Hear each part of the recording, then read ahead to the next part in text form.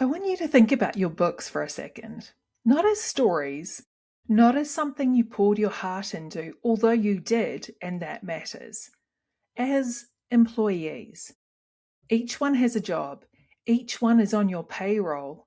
And the question I want you sitting with for the next 20 minutes isn't whether you love them. Of course you do. That's not in question.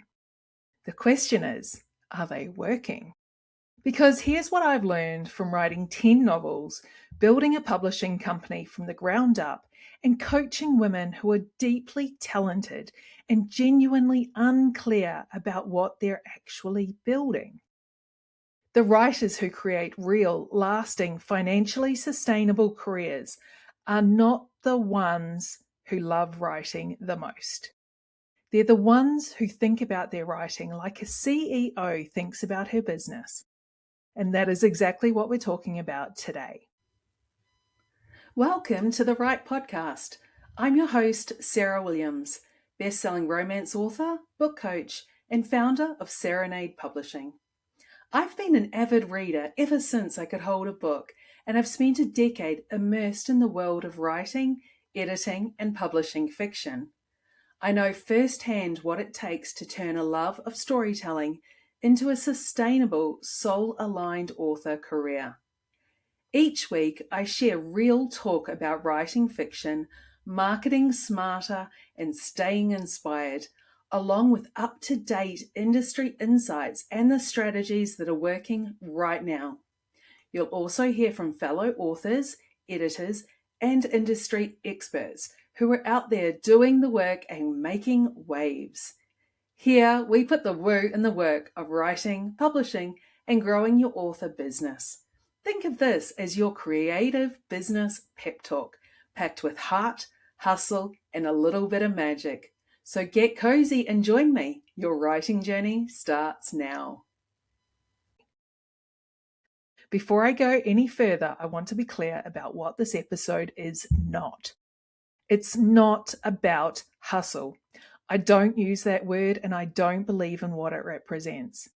It's not about becoming a brand machine or turning something you love into something that feels like a grind. It's not about caring less about the craft. If you know anything about me, you know I take the writing very seriously. That never goes away. What this is about is a way of thinking, a lens. And once you have it, you genuinely cannot unsee it. It changes how you look at every decision you make as an author. Your publishing path, your release schedule, your pricing, your back catalogue, even the next book you choose to write. I've been thinking this way for as long as I've been a writer, and for a long time I didn't realize it was unusual.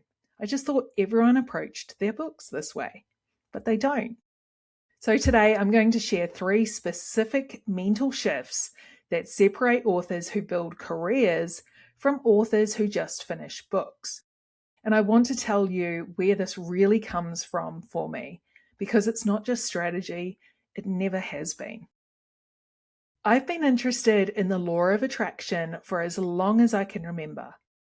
And before you think that this has nothing to do with the author business strategy, stay with me, because I think it has everything to do with it. When I first started taking my writing seriously, I wasn't just thinking about finishing a book. I was already holding a vision that was much bigger than that. A publishing company, a catalogue of work, books that kept earning, income that came from my creativity, not from someone else's schedule or someone else's ceiling. I didn't know exactly how it was going to happen. I just knew in a quiet, certain way that's hard to explain to someone who hasn't felt it, that it was going to. And that knowing changed how I made decisions from the very beginning. Because when you genuinely believe you're building something long-term, you stop making short-term decisions. There's a moment I come back to a lot. I was thinking about Serenade Publishing, not as a name for my own books, but as an actual company, a real publishing house. At the time, I had not published 10 novels. I didn't have a team or a festival or a mentorship program, but I was thinking about it as if all of that already existed, because in my mind, it did. That is not delusion. That is how manifestation actually works when you combine it with strategy.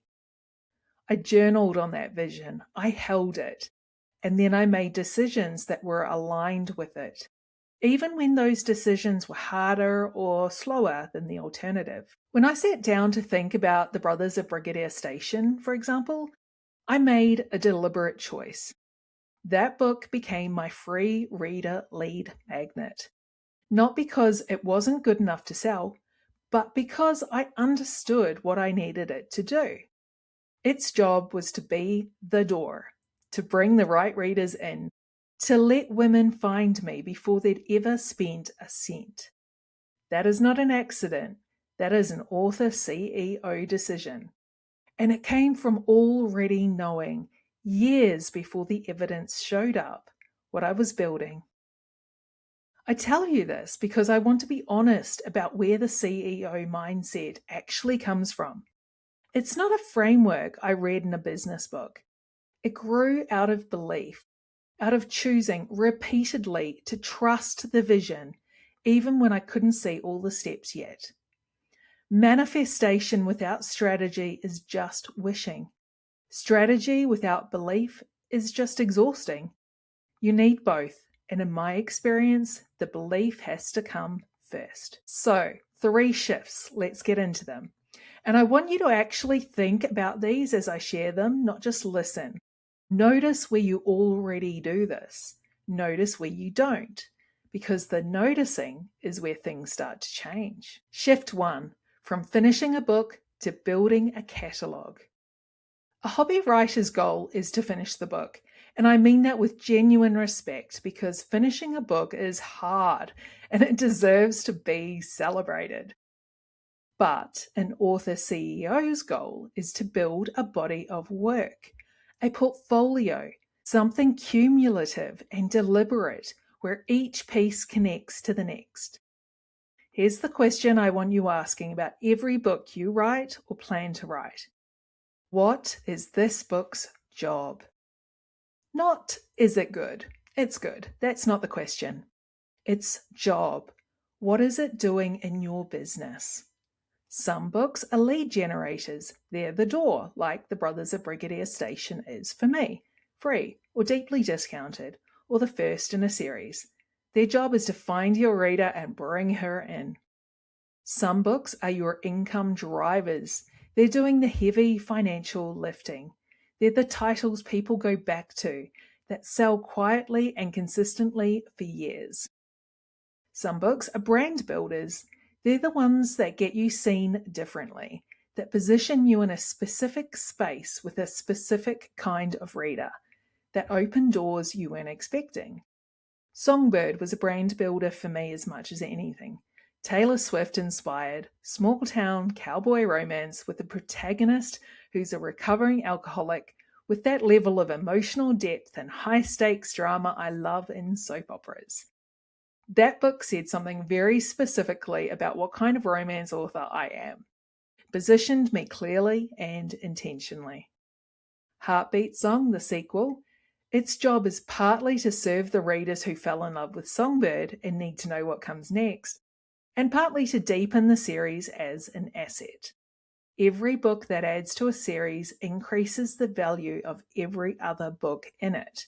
That's a catalogue decision, not just a story decision. I knew what each of those books was for before I published them. And if you can't answer the question, what is this book's job right now? That's not a failure. It's just information.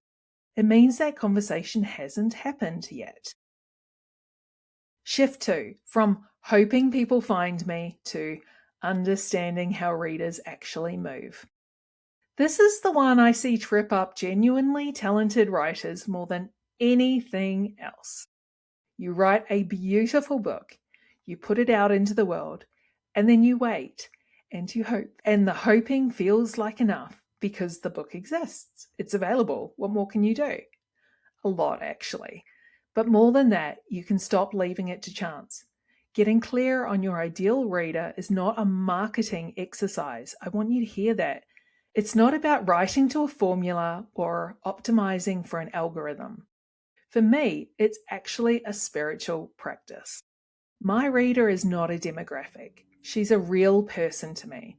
She's a busy mum who needs a way to escape the daily grind, and she finds that in my books. She is, in a lot of ways, me, which makes sense. We write for the reader we once were. When I got clear on who she was, and I mean really clear, not just women who like romance clear, everything changed. My covers made sense. My emails to my list felt like letters to a specific person, not broadcasts into the void. My Instagram content stopped being something I had to think about and started being something I just knew. She finds me because I know her. And that knowing didn't come from a spreadsheet. It came from getting quiet and actually sitting with the question, letting the answers arrive rather than forcing it. That is where strategy and intuition meet. And in my experience, that intersection is where the most powerful decisions get made. Shift 3, from royalties to assets. This is the money mindset shift, and I want to talk about it directly because I think there is so much shame and confusion around money in the writing world, and it holds talented women back in ways that genuinely frustrate me. We are taught almost from the beginning of our writing lives that caring about money makes you less of an artist. That if you're a real writer, you do it for love, not the income. And I want to say as clearly as I can, this is one of the most damaging stories the creative industry tells women, and we have believed it for too long. You are allowed to want a financially sustainable creative life. You are allowed to look at your books and ask, how is this going to work financially? What can this earn? What am I actually building toward? That is not selling out. That is being a grown woman who has decided to take her work seriously. Royalties are income. Assets are wealth. Most authors think obsessively about the former and completely ignore the latter. Your back catalogue is an asset. Every book you've published that continues to sell without you actively working on it, that's passive income. That's your business working while you sleep. Your reader list is an asset. It's a direct relationship with people who have said, yes, I trust you. I want to hear from you. That is irreplaceable. That is something no algorithm can take away. Your publishing rights are an asset. What you keep, what you license, what you never hand over, those are wealth decisions. They compound over time. When I make any publishing decision, I'm always asking, what am I protecting? What am I building on? The decision about how and where you publish your books isn't just about royalty percentages. It's an asset question. It's about who owns the relationship with your reader. It's about what you're building toward. I hold my rights carefully. That is a money mindset. That is an abundance mindset. It's the understanding that my creative work has long-term value, and that value deserves to be protected and grown, not given away because I wasn't thinking far enough ahead. Your books are employees, and a good employer thinks about the long game.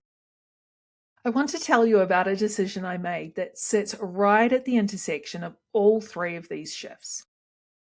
When I created the Author CEO Private Mentorship, it wasn't because I saw a gap in the market, at least not in the way that sounds. It was because I had lived that gap personally. When I was building my career, genuinely trying to figure out how to do this, how to make writing financially sustainable, how to think about publishing as a business, how to hold the vision and also make strategic decisions, I looked for someone to work with one-on-one, a mentor who had actually done it, someone who understood both the craft and the business, someone who could help me think through the whole picture, not just the writing. I couldn't find them. There were courses, there were communities, there were coaches who specialized in one thing or the other. But the person I actually needed, the one who would sit with me and think through my specific books, my specific career, my specific vision, she didn't exist in a form I could access. So I decided that if I ever got to a place where I could be that person for someone else, I would. That is the origin of the Author CEO. It is a mentor I needed and couldn't find. And every woman who applies, I read her application personally because I know what it feels like to be looking for that and not finding it.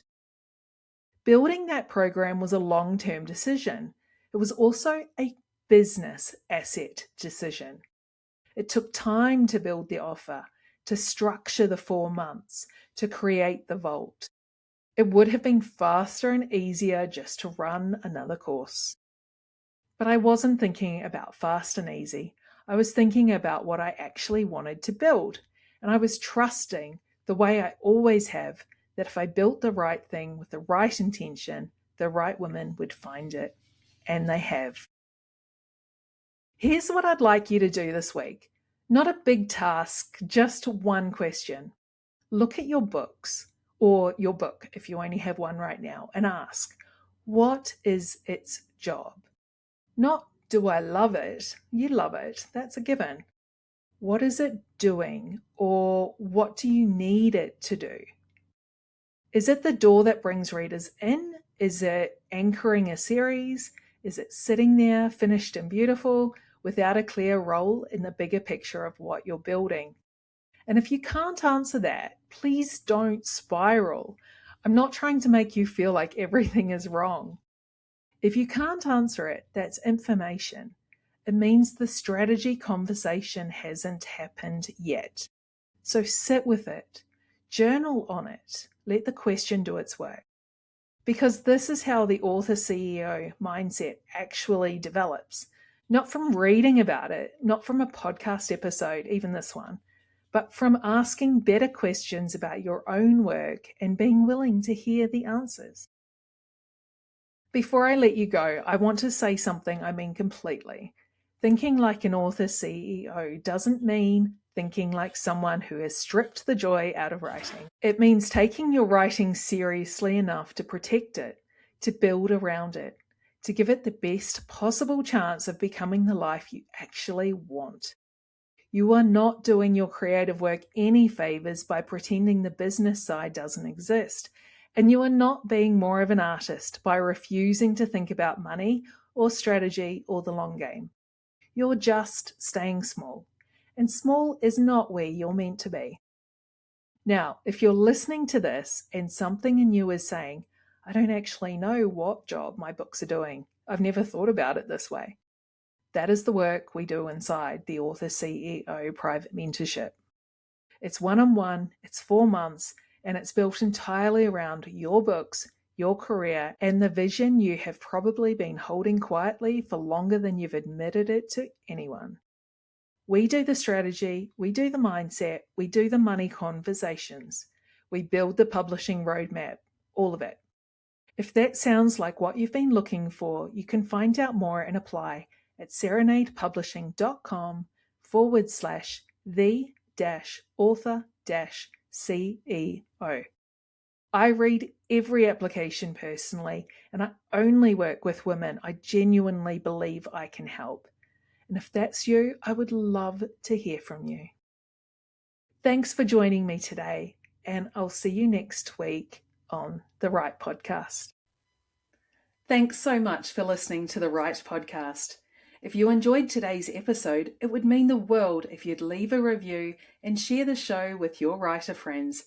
It helps more creatives find their way to us. And don't forget to follow Serenade Publishing on Instagram and TikTok for more writing tips, publishing advice, and exciting events to keep you inspired.